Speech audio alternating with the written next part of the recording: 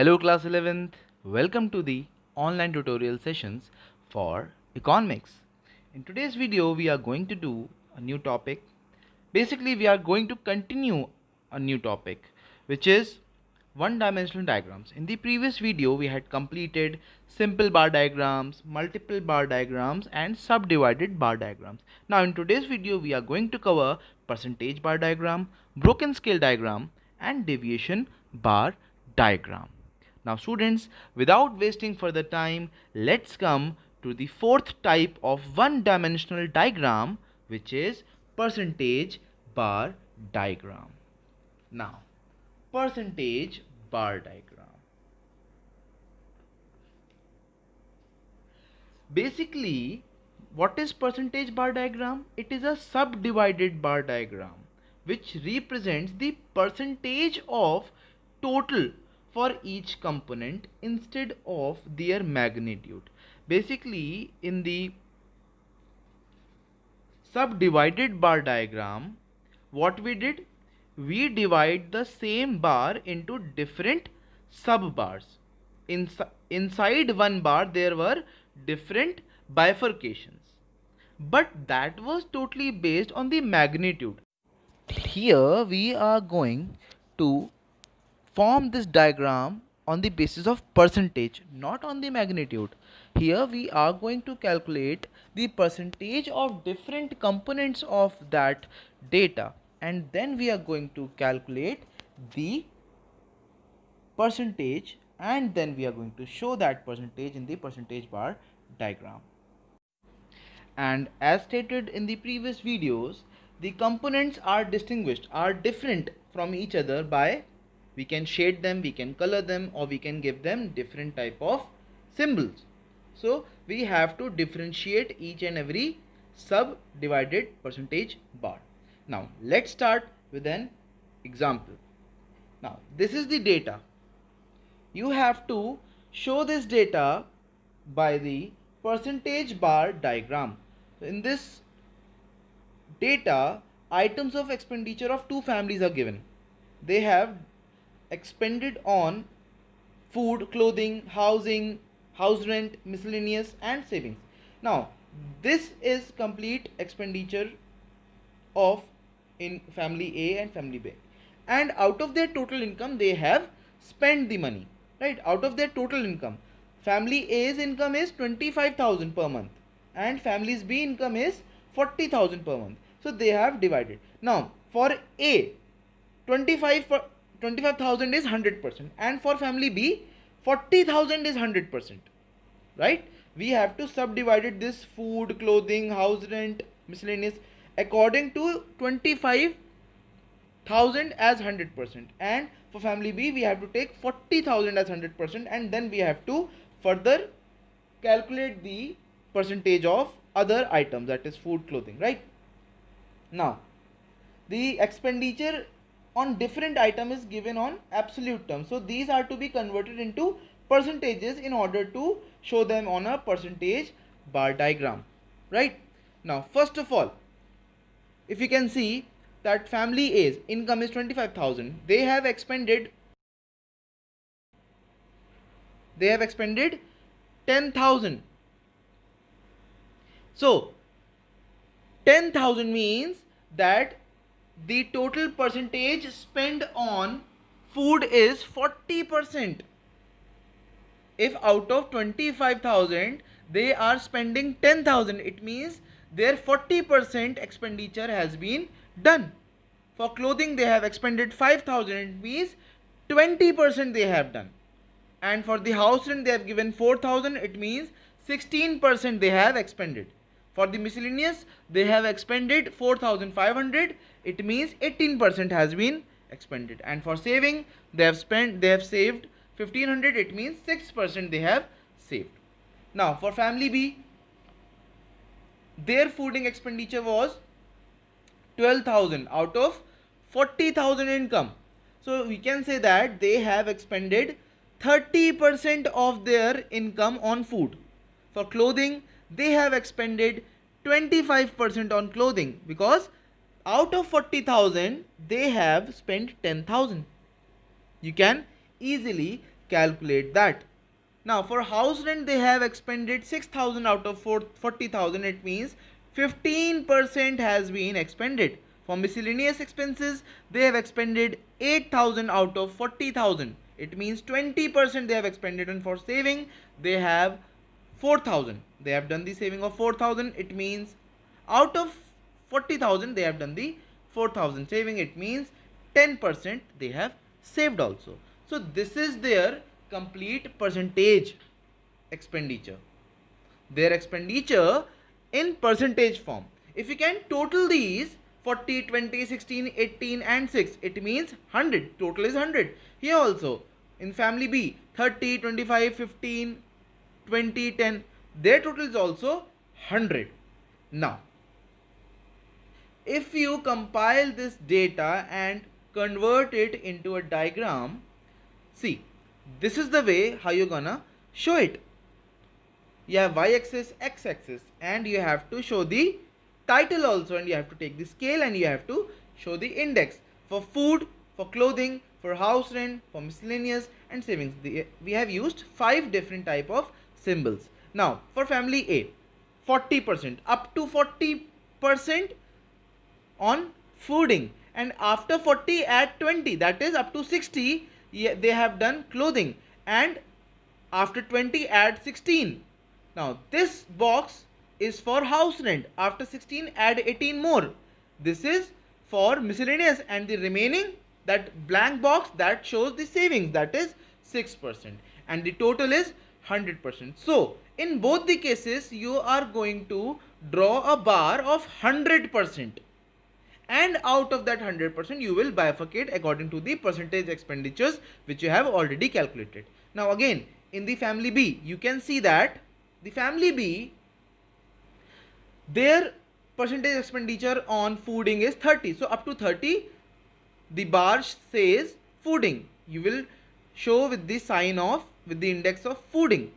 For clothing they have crossed the lines, crossed lines, that shows clothing. So after 30 add 25, and this 25 will be showing the clothing expenditure.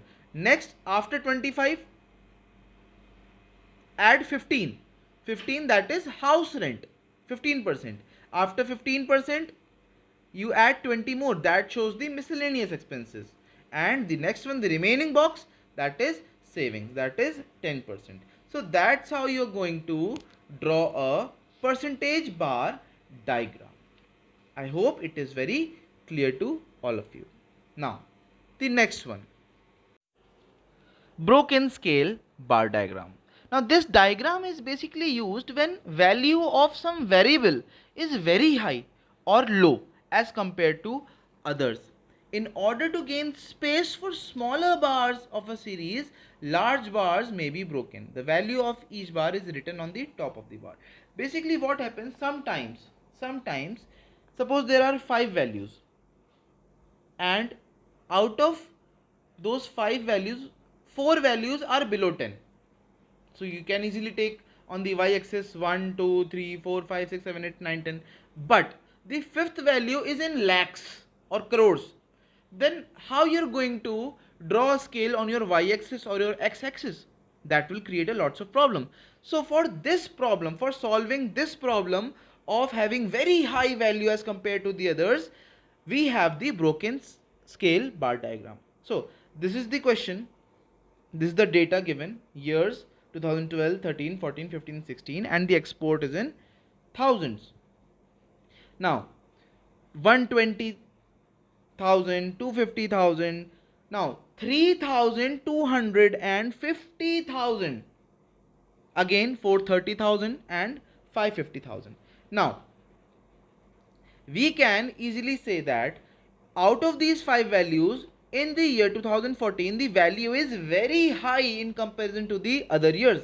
So this is how you're gonna make it.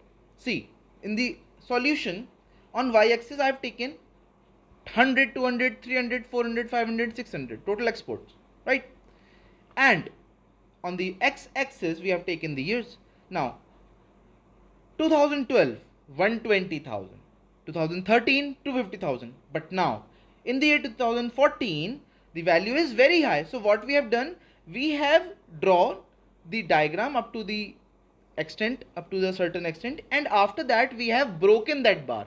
You can see on the top of the 2014 bar, you can see that the bar is broken, and on that upper portion of that broken bar we have mentioned the total amount, so that we can easily tell that what is the limit, right? And after that, in the year 2015, we can easily show 430 and 550. Basically, it is an extension of a simple bar diagram. What you do in the simple bar diagram, we have to do that, but for that extra value which you cannot show in one page, you have to use this broken scale bar.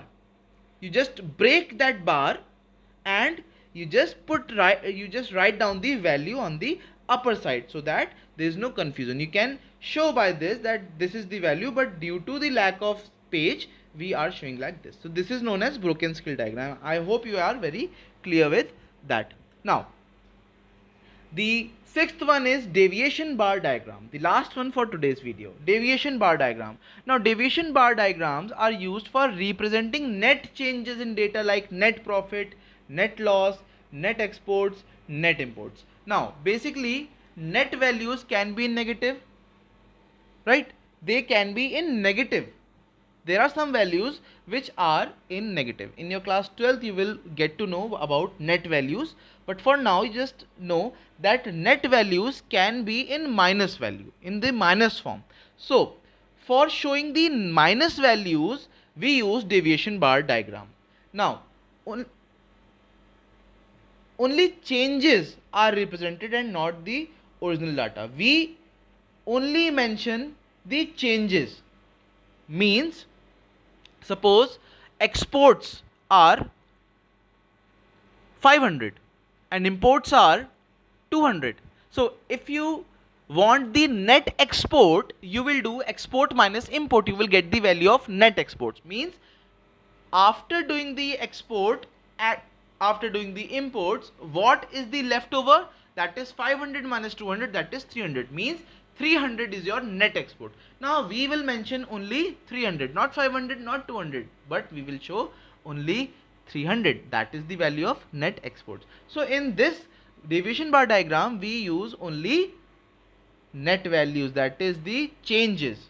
Now these diagrams have both positive and negative values, and positive values are shown on the x-axis on the baseline and negative values are shown below it. Now you can easily understand by this question.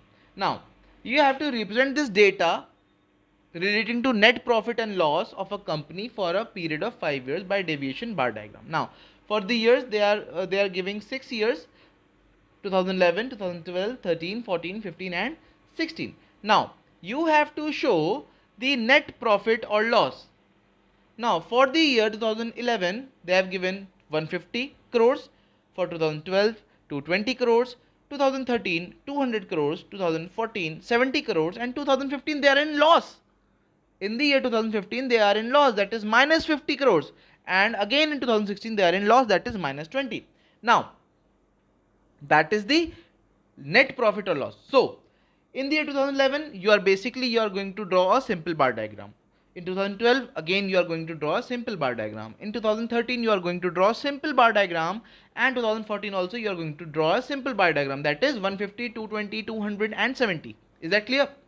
Now in the year 2015 the value is minus 50, minus, so you have to draw the diagram but in the opposite direction. In the year 2011 to 2014 you have drawn downward to upside. Now here you are going to do below the x-axis. In the 4 years, in the beginning of 4 years you have drawn the diagram on above the x-axis, and now the minus value are to be shown in the below x-axis. Is that clear? Like this. See, in 2015 minus 50, that is below the x-axis. In 2016 minus 20, that is below the x-axis. So this is how you're gonna make the deviation bar diagram.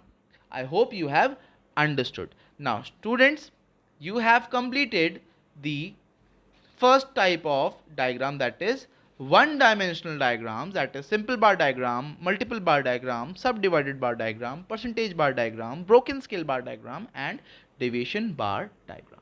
Now in the next video we are going to study about the pie diagrams, and we will see the limitations of diagrammatic presentation. So students, that's all for this video. Stay home, stay safe, and see you soon.